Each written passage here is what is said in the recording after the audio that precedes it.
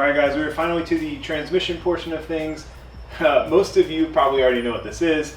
If you don't know, we're going to give you a little explanation of why I chose this transmission, why it's not a T56, and all that. So, first off, a couple subjective reasons why I didn't want to use a T56. One, they just shift really crappy. They shift like a truck. Like, yeah, I don't know how to explain it. If you've driven one, you probably know what I'm talking about, but they just, I don't know, they're really clunky shifting in and out of gear.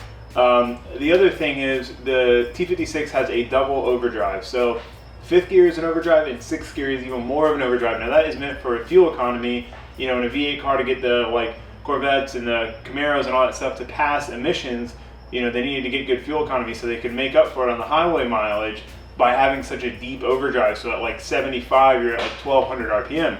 But for like a sports car, that doesn't really work very well because you're never going to use 6th gear. 6th gear is so long. I think the theoretical top speed on like my Corvette is like 300 miles an hour. I'd have to look into it and do the math. I'll put the math right here if I have time to do it. But it's really like you're never going to have the power or be able to break the air resistance to get to that speed. So it's purely for fuel economy. Whereas the Z-Trans 6th gear is the overdrive.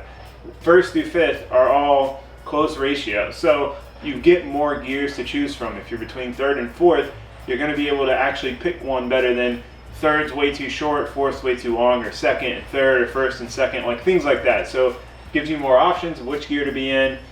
Shifts better. I mean, that could be arguable, but from people, most people seem to agree with me that I know that have T56s.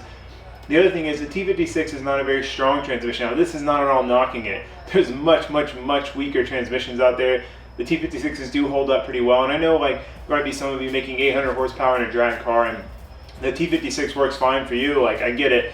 Drifting is very abusive. You're slamming gears. You know, when you're mid-drift and you're trying to change a gear, you've got to do it very quickly, and you're clutch dumping in and out of it. So it is very hard on it, and I know several people in the 300 horsepower range, and the 500 horsepower range, and the 400 horsepower range who've broken T56s. Marco's T56 broke when I was driving it, broke 2nd gear. The one in the Vet, the synchros are gone. I mean, they just, I say this, let me preface this with, I'm not at all saying the T56 is a bad transmission, but it's a bad transmission for the price. T56 transmissions are like $2,000, and that's a deal. Like, if you find one for $2,000, like that's a good price. Anything under that, there's probably something wrong with it. Like, you're not gonna find one for $1,500 for the most part. Some of you may have, but I looked and I couldn't even find one for sale, and all the ones I found for sale were like $3,500, like rebuilt ones and stuff. So that brings us to this. So this transmission, for those of you who don't know what this is, a lot of you do, I'm sure. This is a CD.11. This is out of a 06 G35. So it seems like people either think that all 350Z G35 transmissions are CD.11s, or that like the CD09 is the only one worthwhile. The previous generations aren't that bad. Like buying a car with a pre-CD09 trans is not that big of a deal. The CD09 is just after they made all the revisions. I think they had some synchro issues in, you know, like 1st through 3rd, and they kind of like worked them out over the years to where this one doesn't really have any like inherent flaws. So that's why I decided to go with this. It's just one of those things where if I'm going to do all this work and put this adapter plate on and stuff, I wanted to get one that was a CD09 and had those kinks worked out because it's not that much more expensive. So that brings us to the price of this. This thing's $500. I bought this for $550 because I didn't want to keep digging, but you can find them for sub $500. I know that they bought this one for like $300 at the junkyard. They just went and pulled it at the junkyard. So you're talking about, you know, $200 to $500, say $600. So $200 to $600, $200 being a really good deal, $600 being what you're going to pay if you're like me and you just want to get one because you need it. For this transmission compared to $2,000 for a T56. Now there's going to be some arguments about that with the cost of this adapter kit, but we'll get there when we get there. So let's open up this kit and kind of show you what is involved in the kit to make this fit on that motor. I don't know if you can see it or not, that motor. You could kind of see it, that motor. Most of you should know what we're putting this on by now. Alright, so this is our main box. Let's move these out of the way. Okay, so we have a bunch of stickers. Thanks, Brett. We have instruction manual. We have an ACT. I believe this is, does it say on it? We have an ACT clutch, stage 5 maybe, something like that. I don't know. It's It's a 6-puck sprung. Can go off to the side for now. We have a T56 slave cylinder. So this uses, instead of using the CD09 slave, which would be internal or external, the newer ones were internal. It just uses an internal T56 slave. It makes things simple. Got your line for the slave from the master. Okay, and here we have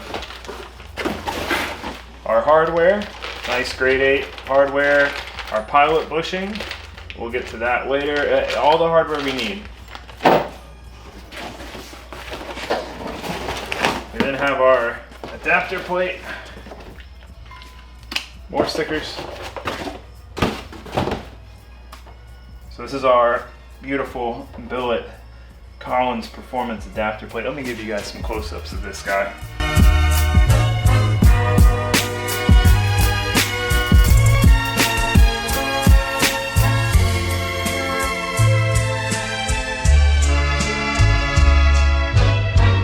The last thing we have that we need for right now is this.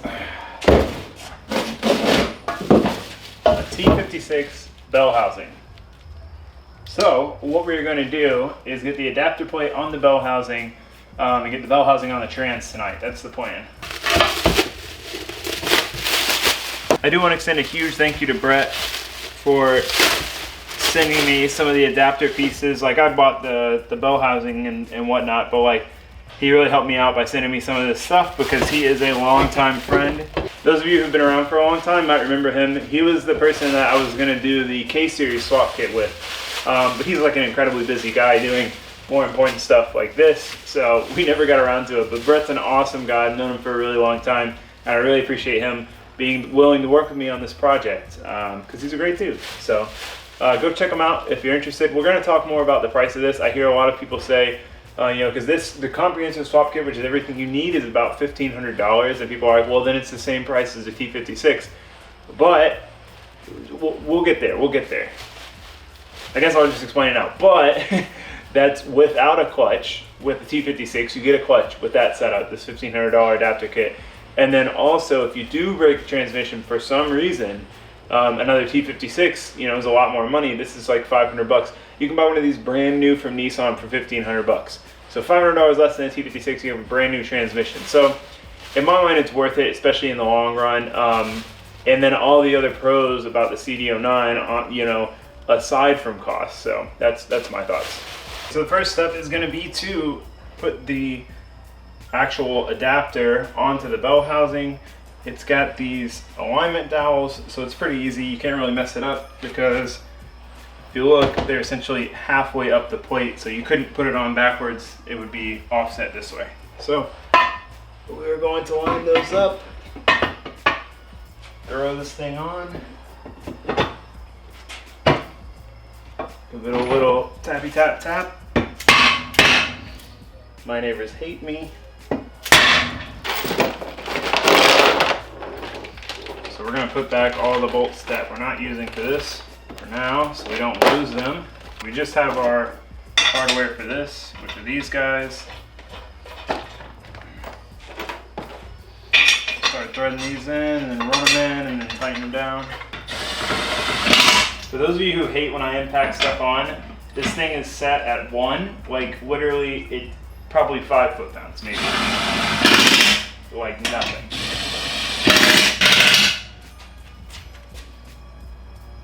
Okay, now we'll actually tighten them down.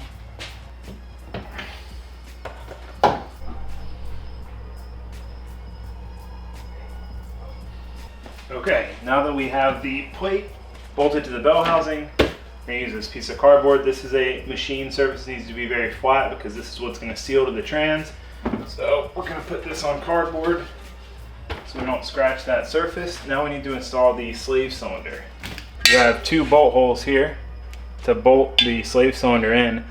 What I'm going to do is I'm going to go ahead and tighten this fitting down and the braided line fitting down before we do this. It's going to be these 2 little 8mm guys. Is that a 10? We'll check. Yeah, they're 10mm guys.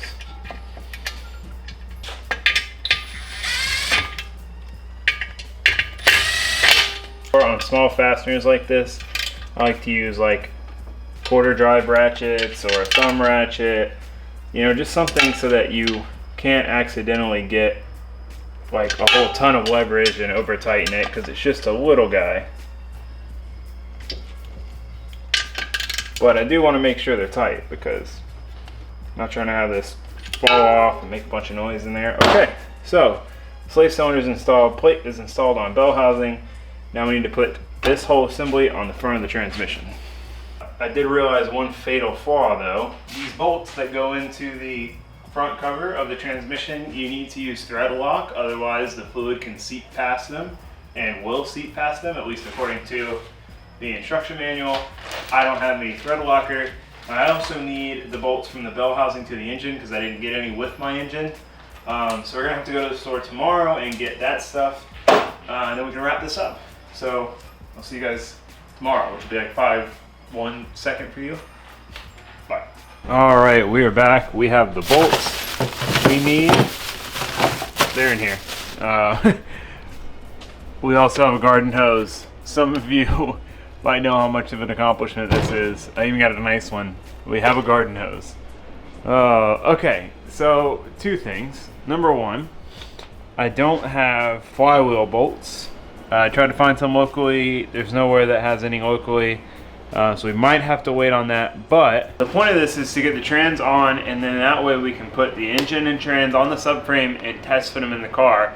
You know, tomorrow Ben's coming down or up or over. I guess it would be over. Ben's coming over and he's gonna help me. We're gonna cut the stuff out of the engine bay we need to cut. We're gonna test fit the motor.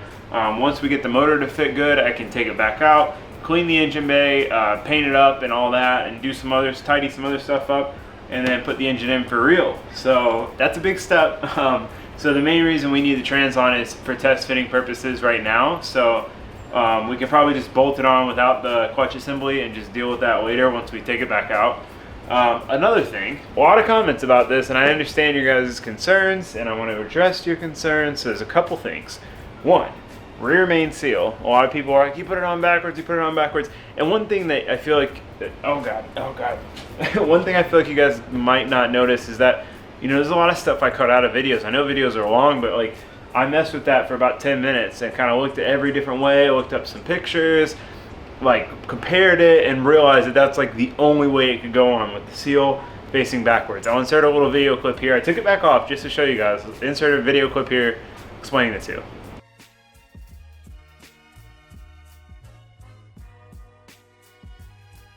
So that's that with the rear main seal. Now, as far as the front main seal goes, a lot of people were losing their minds about this. I put this red hot crank pulley on a seal. Seals melt at 120 degrees. That's one of the comments I got. So 2 things. 1, it wasn't red hot. I heated it up for maybe 15 seconds or so, maybe less. So it was probably, it had to be less than 200 degrees. 2, the seals definitely don't melt at 120 degrees. We should know that. That's logical, right? 3, a hot 200 degree piece of metal is the same whether I heated it up with a torch or the motor is at 200 degrees. My vet runs at 228. The fans don't come on until 228. So imagine this whole engine's at 228 degrees. It's the same thing. There was some oil on it and some other like crap and like finger oil and stuff that kind of smoked off, but like the seal is fine. So I just wanted to address those couple things. Don't get me wrong, I do 100% appreciate you guys like input. Sometimes like I totally mess stuff up and I wouldn't know if you guys didn't tell me, and I might not notice otherwise because maybe no one who's around when I do it knows otherwise. So I do appreciate it. Just sometimes like take a second to think about it, you know, and like don't just assume that everyone's an idiot and everyone's doing something wrong and try to catch them doing it wrong. More so take it as an approach of they're probably doing it right, but maybe it's wrong. I think it is, but let me check. You know what I mean? So that's my opinion on it. You know, it just seems like everyone wants whoever it is to be wrong. So like they immediately just, oh, you're wrong, you did this wrong, you know, without ever like really even looking into it. So rant over. That's that with that. We're gonna do transmission stuff now. That one's Loctite. I don't know how I lived without electric like okay tools before. Oh wow, that was easy. Wow, that's incredibly clean in there. Look at how minty fresh it is in there. There's not really anything to catch on, but we're just going to clean this plate off, prep the other side, RTV it, put it on. So you don't want to get it on the seal itself because the seal is pre-lubed. Okay, so one of the things we have to do before we install the adapter plate is cut this stud off flush with this bolt. So that's what we're going to do right now.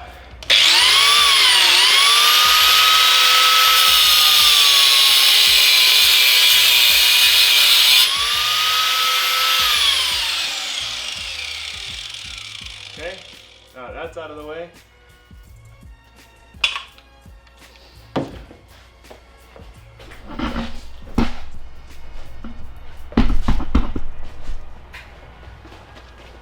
I just test fitted this plate, and basically, remember how I told you guys that this was cut in front of the line instead of behind the line?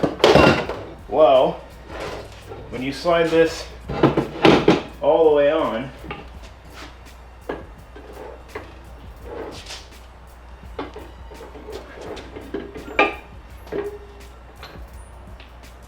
well, you should do it right side up first off.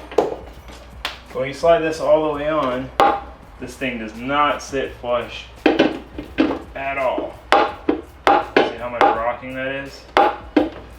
Because right in the middle here, it's too tall. So we've got to trim this down more. We're going to put the plate back on it so we don't get sparks everywhere.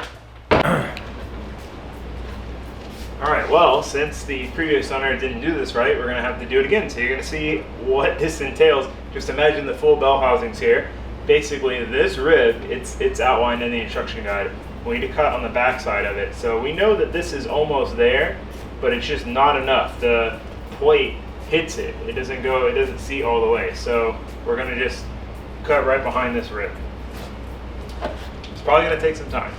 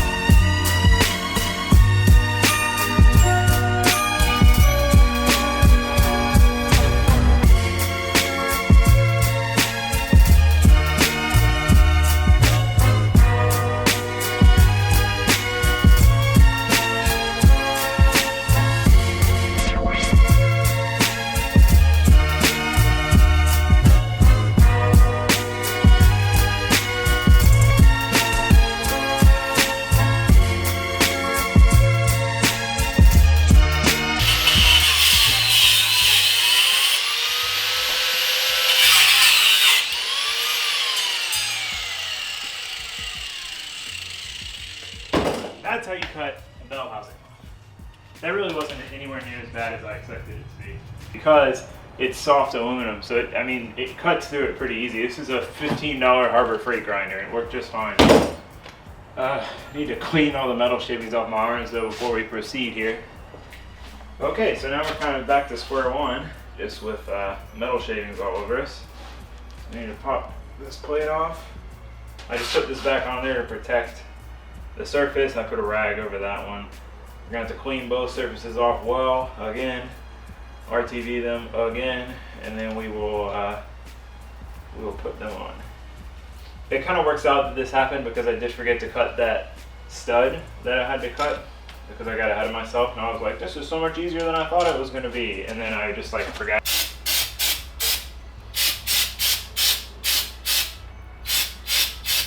Imagine it like a gasket face. I know that's obvious with RTV, but as far as where to RTV, it's kind of what you have to do. You don't want to go all the way into the inside.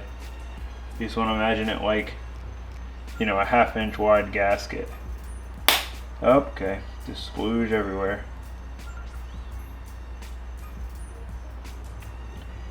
We're also going to be careful and kind of pick out anything that gets on the inside. What you should do with RTV is I normally just do it like that, just spray it out of the thing or squeeze it out of the tube, and then you come around with your finger and just even it all out. In this application, it's kind of okay if it dips down into the bolt hole because we're going to use this RTV as thread sealer anyway. You don't want an insane amount, but it splooged its way in there outside of my command. Oh God. It is definitely crucial that you get as much of this out as possible, because if you think about it, if this RTV is on the inside, what's going to happen is, oh damn it, it's going to work its way into the fluid. It's going to clog up orifices and little ports and things like that, so you do not want that. You want to get as much of this off as possible. Okay, I think we are ready to install. We're just going to put a tiny bit of RTV on the bolts. That will be our thread sealer.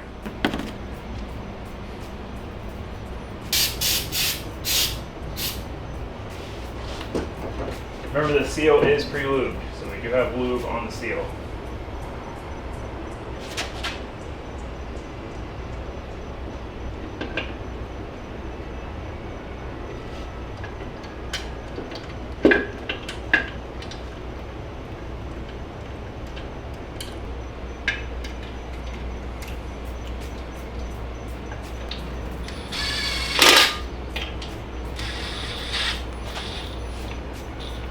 Okay, make sure we are flush all the way around.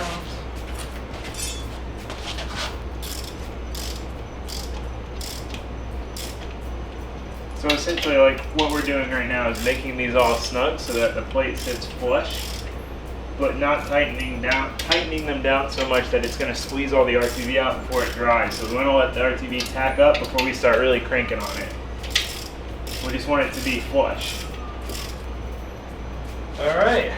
Alright, before we move forward with this next part of the project, which would be getting this on the motor so that we're ready to test fit the motor tomorrow. Again, we don't have the flywheel bolts, so we're not going to be able to put the clutch on it. That's okay. We'll at least be able to test fit. But the one thing I want to say is, I myself was weary about doing this because of the whole cutting the bell housing thing. I just happened, the only CD09 I could find and verify was a CD09 because it was pulled out of a 2006 G35 and there's paperwork to prove it, and the numbers on the trans. The only valid CD09 I could find was this one that already had it cut, but I ended up having to cut it myself. Same process you would do if the whole bell housing was there, and it was not bad at all. I know I just said that, like I explained that a minute ago, but really not bad. Like, super easy. Aluminum's very soft. I didn't even go through a full grinder disc. That one got to the point where it was a little too small to get all the way to like the supports. But all in all, this whole process is a lot easier than I think people think it is, and than I thought it was. Like, I thought this was going to be super difficult. Or not super difficult, but you know, like, oh man, but you can't really mess up the cut as long as you cut it with enough room for the plate. But like, as long as you're within like a ½ inch window, you're good. So anyway, that's that. We got the bell housing bolts. We're going to pop the motor off the stand, and then we're going to throw this thing on the motor, and we'll be ready for tomorrow. The moment, guys, trans is going on. Should have made Fred help me, because this is going to be kind of difficult by myself. Alright, shifter's off.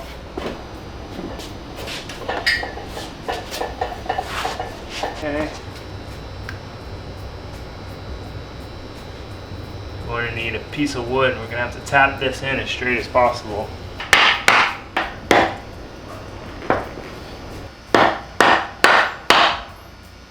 Alright, I just pulled this thing back out. You can see that's all I got it to go in. So we're going to go stick it in the freezer and let it shrink some.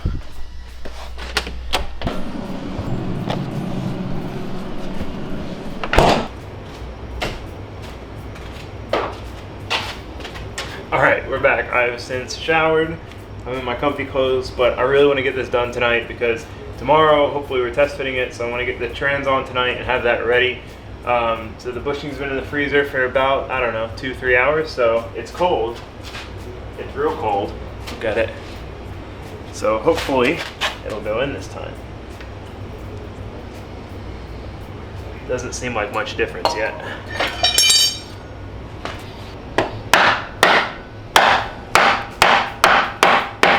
Oh, it might be all the way. I think that is all the way actually. Because there's a lip on the inside here.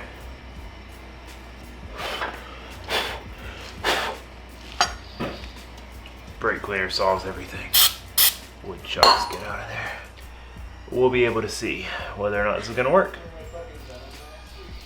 Well, I'm used to doing this with Miata transmissions and stuff. This is a much heavier transmission. Oh, he's in. Yeah, so you gotta rotate it to this way, down this side down a little bit for it to fit. Go up on the jack a little bit.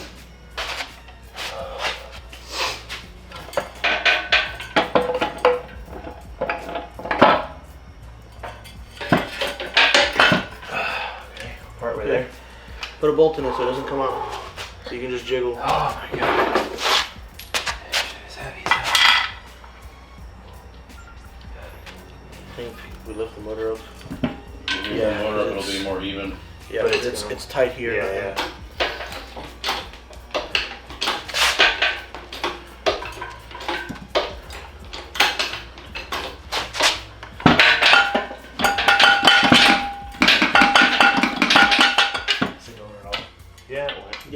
Here. It's touching here now.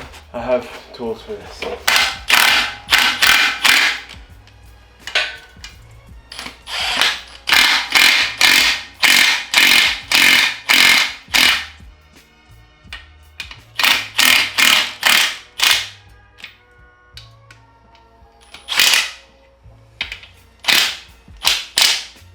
There we go. Transmission is adapted. Except there's no clutch in it, but Mercedes. this is what it looks like as one unit. Transmission is bolted to the engine. We're just gonna glamour shot it for a second. This is very exciting. This was way easier than I anticipated it being. In my mind, this was gonna be a real challenge, but it's really not that hard at all. The next challenge will be the shifter. Just once we get it in and get everything done, getting the shifter location right, because the factory shifter is like all the way back here, which is why I took that whole plate off. And it needs to be a lot shorter based on my rough measurements in the Miata, but we should be able to make it work. Yeah. So that's gonna be it for this video. I know it's a little anticlimactic because it's not like final assembly, because the clutch setup's not on there, which is really sad and depressing to me, but my lack of foresight, I didn't think to order flywheel bolts. Just my mistake. And I really thought that you could find them at an auto parts store. Like, this is such a common engine, you would think they would have at least a couple at each store. None, and not even listed. So tomorrow we should be cutting the engine bay, pulling the subframe out, putting this motor on the new subframe, putting it in the car, and like once that's done, that's the biggest hurdle. So yeah, I don't know. I'll see you guys tomorrow. Hopefully that's what happens. Thanks for watching. Thanks for subscribing. Goodbye. Bye, guys.